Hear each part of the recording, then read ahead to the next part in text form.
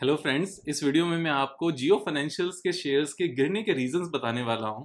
तो यहाँ पर जो जियो फाइनेंशियल्स शेयर के गिरने के जो रीजंस हैं, जो इसमें लोअर सर्किट लगा है, कल भी लोअर सर्किट लगा था और आज भी लोअर सर्किट है 5% का, और लोअर सर्किट पर ही स्टॉक चल रहा है।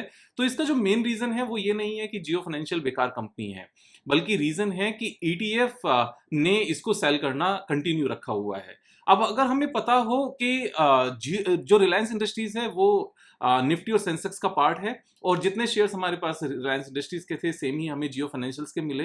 अब जो ईटीएफ है, क्योंकि वो सेम ही कंपनीज को रखता है अपने उस फंड में, जो निफ्टी का या सेंसेक्स का पार्ट होता है, जो निफ्टी 50 ईटीएफ है और जो सेंसेक्स ईटीएफ है।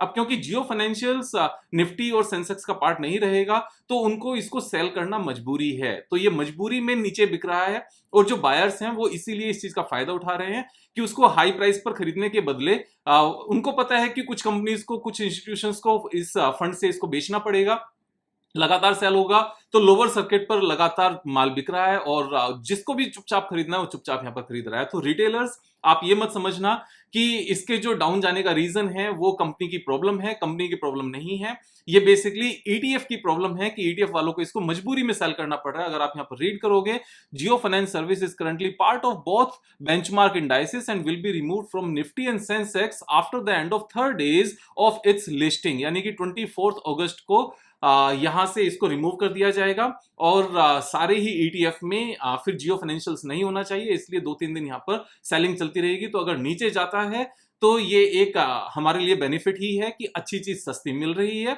और इसमें कंपनी का कोई प्रॉब्लम नहीं है। द प्रॉब्लम इज कि ईटीएफ वालों को मजबूरी में इसको सेल करना पड़ रहा है। मेरा मन था कि आपके सामने इस क्लैरिटी को लेकर आऊं, जिससे आप कंफ्यूजन में ना रहो और क्लैरिटी आ सके कि नीचे गिरने का रीजन क्या है।